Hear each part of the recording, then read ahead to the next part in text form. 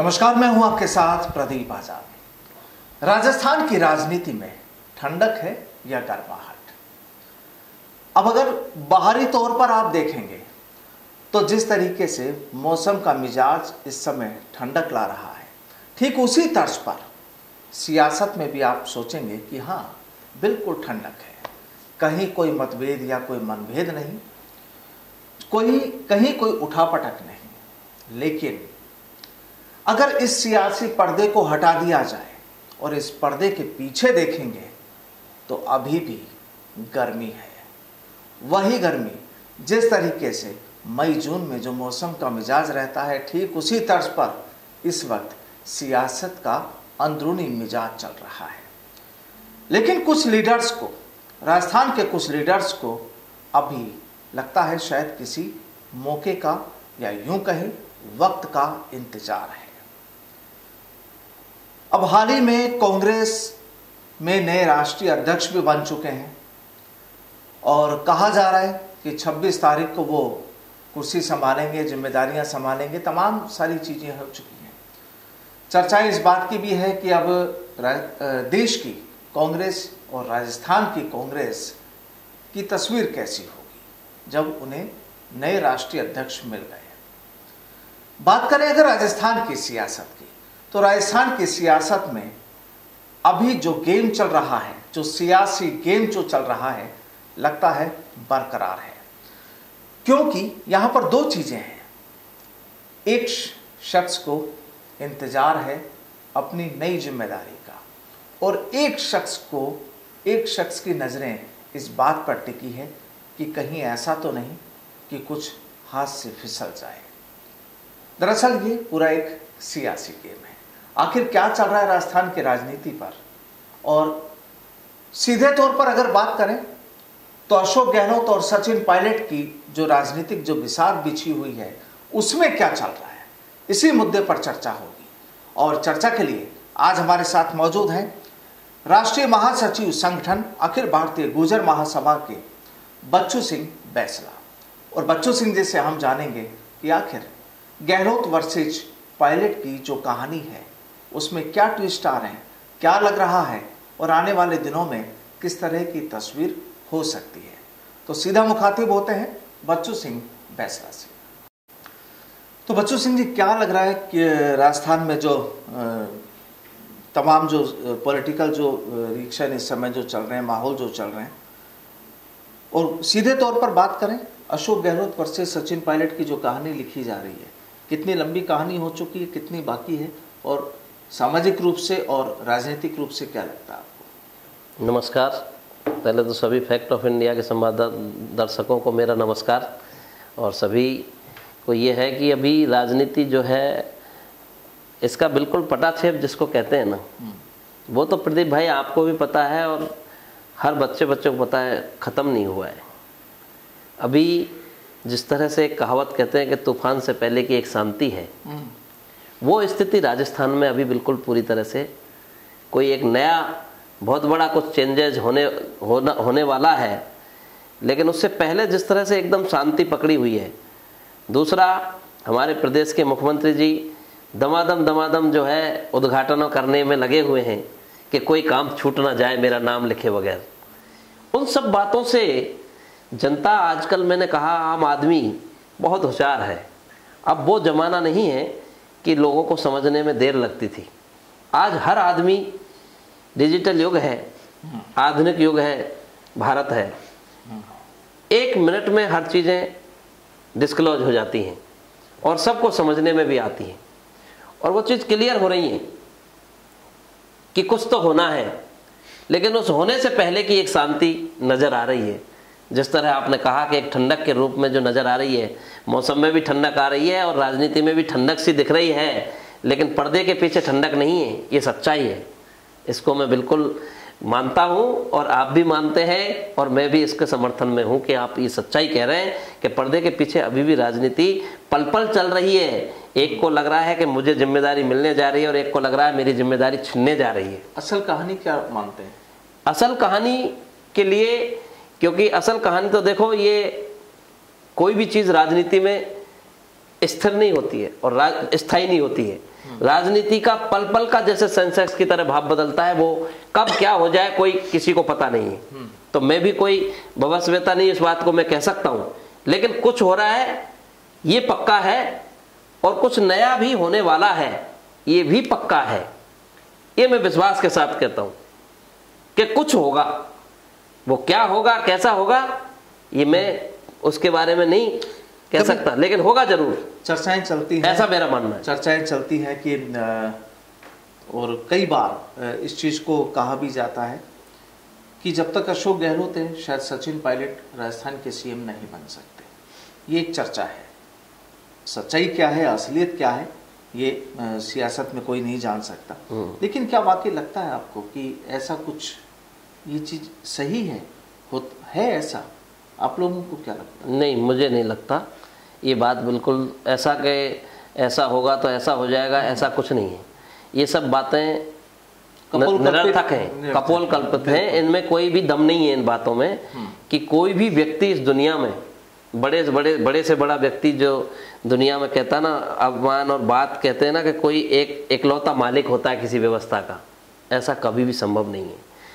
हर इंसान का कोई ना कोई ऊपर उसके भी होता है, और जो पार्टियों के सिस्टम है, पार्टी के आला कमान है, जो भी किसी भी दल की बात ले लो, उसमें हर चीज का तोड़ होता है, और तोड़ वो रखने वाले लोगों को तोड़ पता है।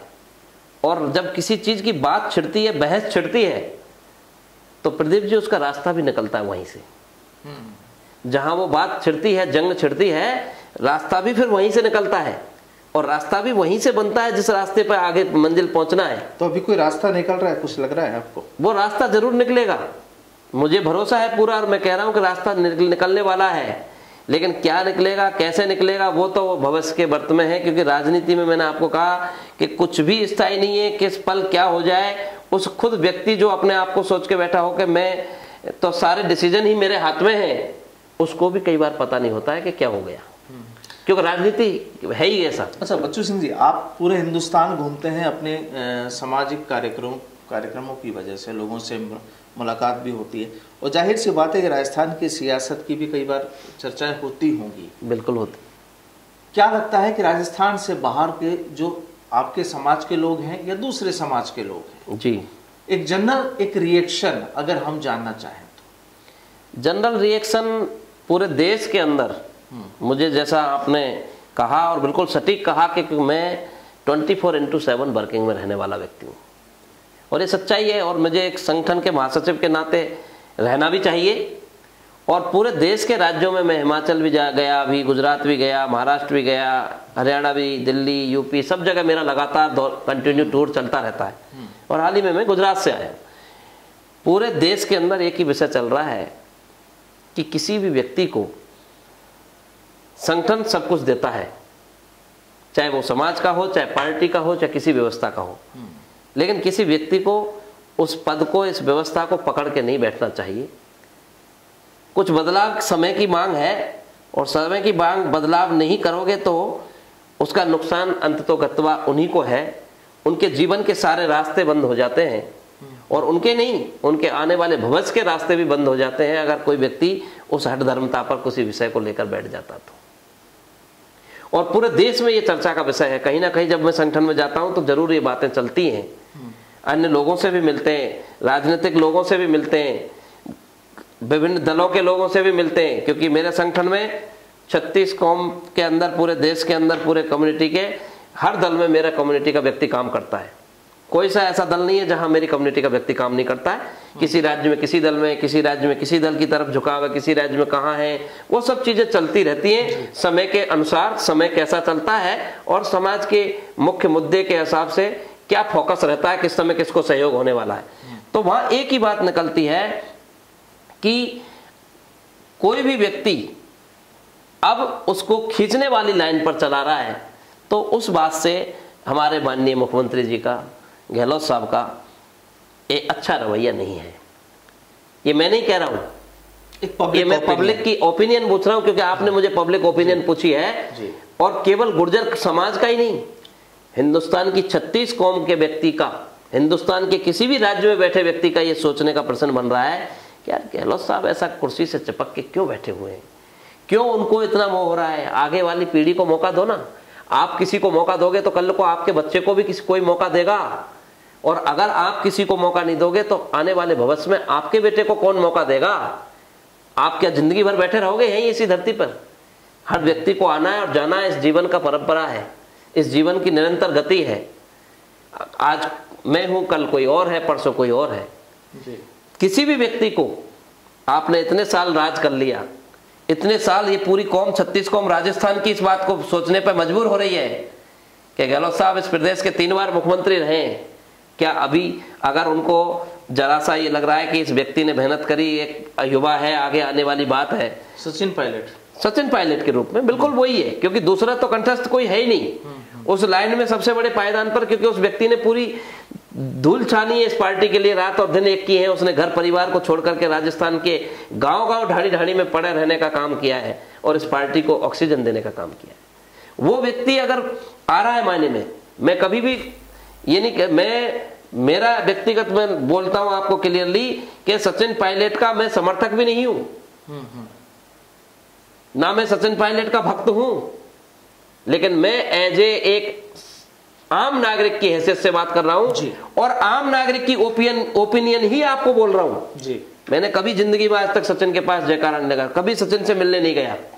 मैं आपको ईमानदारी की बात बोल रहा हूं और मैं ये बात इसलिए बोल रहा हूं कि लोगों को पता लगना चाहिए कि कोई सचिन पायलट के समाज का नाते या सचिन पायलट के कौम के नाते या सचिन पायलट का कोई भक्त नहीं बोल रहा है।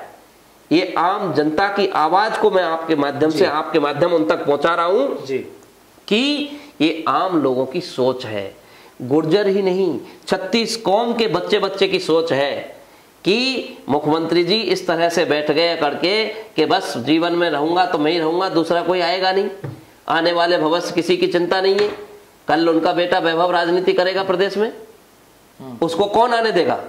तो क्या उसके लिए पूरे इंतजाम करके दे रहे हैं कि जीवन में कोई दूसरे व्यक्ति सोचे कि इनके पिताजी ने भी किसी को नहीं आने दिया तो आप भी इनका इलाज करने के लिए फिर कभी जीवन में उनको रास्ता नहीं देखना है। हम विरासत में भी कभी किसी व्यक्ति को काम करते हैं तब भी हम किसी ना किसी को कमान सौंपते हैं कि नहीं सौंपते हैं जी। तो क्या तकलीफ है भाई, देख लो ना करके, थोड़े दिन अगर ये भी करके देख लो, अच्छा काम करेंगे तो वो काम आगे बढ़ेंगे, अच्छा काम नहीं करेंगे तो लोग ही नहीं स्वीकार करेंगे। तो क्या लगता है ऐसा क्यों किया जा रहा है? क्या वाकई सियासी वजह है या कोई और वजह? आपको इसमें सियासी वजह तो बिल्कुल हो ही सकता है ही है, सियासी वजह के बगैर तो ये काम होते नहीं, क्योंकि सियासत तो हो ही रही है। मेन तो राजनीति में सियासत का ही खेल है, सह और मात का खेल है, और सियासी भी छोटे लेवल पर नहीं, प्रदेश लेवल पर नहीं, देश लेवल पर भी सियासत होती है कि कोई अगर ऐसा व्यक्ति एक नए यंग लीडर चार्म में आएगा तो हमारे लिए खतरा बनेगा।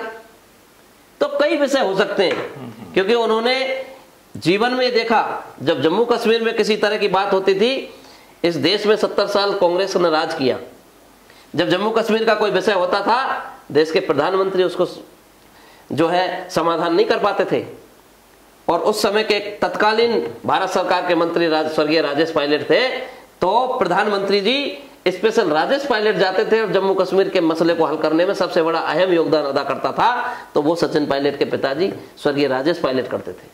ये सच्चाई है, इसको पूरा देश जानता है।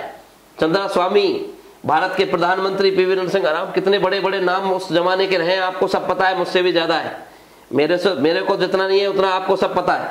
लेकिन उस जमाने में जब जम्मू कश्मीर का कोई भी मसला होता था तो जाके स्वर्गीय राजेश पायलट ही उस मसले को समाधान की लाइन पे लाने का काम करते थे, दूसरे व्यक्ति को किसी को नहीं लगाते थे। उस काम में टास्क केवल राजेश पायलट जी को मिलता था। ये सच्चाई है बिल्कुल। और उस व्यक्ति ने कांग्रेस पार्टी के लिए काम किया, उनके बेटे ने आज इतने दिन से संघर्ष किया 6 साल, और वो वाजिब में हमारी कौम तो एक भोली कौम है इस राजस्थान में और बहुत बैकवर्ड कौम थी, अब तो थोड़ा फिर भी हमारी कौम तरक्की कर रही है। लेकिन किसी टाइम पर हम वास्तव में, चोपड़ा कमेटी जब आरक्षण की कमेटी बनी राजस्थान में, सरकार ने बनाई, मौजूदा सरकार ने, चोपड़ा कमेटी ने दरिद्रता के टापू बताया था गुर्जरों के कई गांवों को। सवाई माधोपुर में चले जाओ आप, जब चोपड़ा कमेटी, इसरानी कमेटी जब बनी, हमारे इन्होंने जब दौरे किए हमारे कई गांव डांग क्षेत्र के अंदर पहाड़ों में नदी नालों के किनारे जब बसी हमारी आबादी के लोग मिले, तो उन्होंने कहा कि कुछ जगह तो इस समाज के गांव दरिद्रता के टापू बने हुए हैं इस भारत देश की आजादी के होने के बाद भी। ऐसी स्थिति के लिए और उस कौम को अपने इतिहास को अपना संवारने के लिए, संजोने के लिए इतना संघर्ष करना पड़ रहा है, और वही संघर्ष उनकी कौम के बेटे के रूप में सचिन पायलट को इस पार्टी में करना पड़ रहा है। और हमारी कौम को आज तक, प्रदीप जी, ये जीवन का इतिहास है, इस देश को हिंदू राष्ट्र बनने में भी अगर किसी का सबसे बड़ा योगदान है तो वो गुर्जर सम्राट मिहिर भोज हैं, जिन्होंने इस 49 साल इस भारत के अंदर राज्य किया था। और विदेशी आक्रांता आप कर दीजिए, आक्रमण करने की बात छोड़ दीजिए, जिस समय गुर्जर सम्राट मिहिर भोज का नाम है, हिस्ट्री उठा के देख लीजिए कोई भी व्यक्ति, मैं जो बोल रहा हूं वो बात में अगर दम है या नहीं है। गुर्जर सम्राट मिहिर भोज ने 49 साल देश में राज किया और उस समय विदेशी आक्रमण करने की छोड़ दीजिए, आंख उठाने की हिम्मत नहीं करते थे विदेशी आक्रांता उस टाइम पर, जब गुर्जर सम्राट मिहिर भोज का राज था। इस देश के लिए, इस कौम का स्वामी भक्ति और अगर देशभक्ति का कोई जज्बा किसी कौम के अंदर सबसे नंबर 1 के पायदान पर हंसते हंसते अपने बलिदान करने का काम किया है, चाहे जम्मू कश्मीर के आज भी आतंकियों से टकराते हुए हमारे आम गुजर मुसलमान के रूप में जो बकरवाल भाई जो हमारे आज रात दिन उनके शिकार होते हैं और सेना के साथ खड़े होकर उनका सहयोग करने का काम करते हैं, तो केवल गुजर बकरवाल करते हैं जम्मू कश्मीर में, जो देश के साथ खड़े, और उन्हीं के साथ खड़े होने से भारत की सरकार को भी ऑक्सीजन मिलती है कि भारत की सरकार कोई काम अपना नियम लागू करती है तो उसमें गुजर बकरवाल ही उनका सहयोग करता है। चाहे राम मंदिर की बात हो, राम मंदिर में भी हमारा इतना बड़ा योगदान था प्रदीप भाई, वो बात भी आपको जरूर बताना चाहूंगा मैं 1 मिनट, कि राम मंदिर के अंदर 7वीं से जो 12वीं शताब्दी का जो समय था, जिसको 7th सेंचुरी से 12th सेंचुरी का विषय बोलते हैं, उस 7th से 12th सेंचुरी में गुर्जर प्रतिहार वंश का राज था।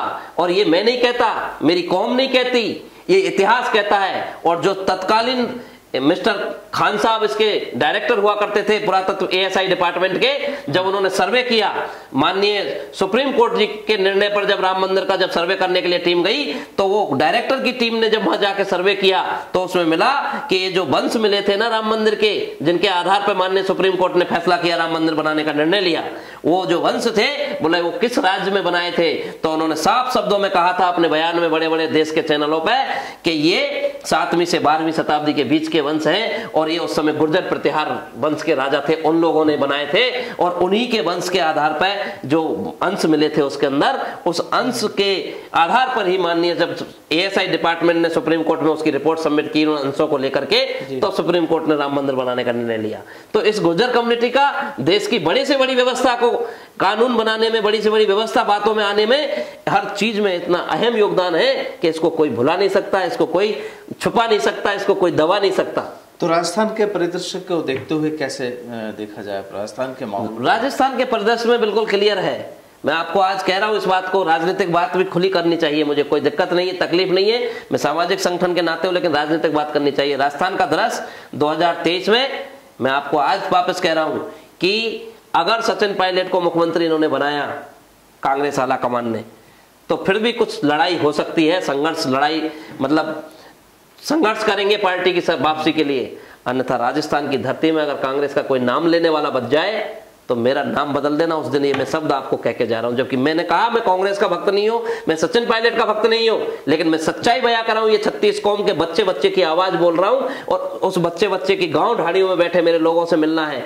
मैं डेली राजस्थान के जिलों में भी जाता हूं, तो वहां पर से हर व्यक्ति की आवाज आ रही है कि एक युवा को आगे आने से रोका जा रहा है, और ये सही नहीं है। तो बिल्कुल, जब सियासत में जब इस तरह की कहानी जब तैयार होती है तो जाहिर सी बात है कि लोगों की जो सोच है उसे आप रोक नहीं सकते। लोगों की जो मानसिकता है, लोगों का जो एक उनका जो एक अपना तरीका है, एक प्रेजेंटेशन का जो तरीका है, उसे शायद कोई भी नहीं रोक सकता। और कहते हैं कि राजनीति की बिसात, असल बिसात तभी बिसती है जब जनता उनके साथ होती है, किसी भी लीडर या किसी भी पार्टी के साथ। क्योंकि राजनीति हम तभी करेंगे जब जनता का सपोर्ट हमारे पास होगा। जनता का सपोर्ट किसी भी नेता, MLA, MP या किसी भी नेता के साथ होता है तो ही उसे कुर्सी हासिल होती है। और जहां पर पब्लिक को आपने अगर दरकिनार किया तो शायद, क्योंकि पब्लिक का जो वोट होता है वही आपको ऊपर पहुंचाता है, और जब पब्लिक अपने हाथ खींच लेती है तो जाहिर सी बात है कि फिर आपको जमीन पर ही लौटना पड़ता है। बाकी तो फिर इतिहास बनते हैं, इतिहास चलते हैं।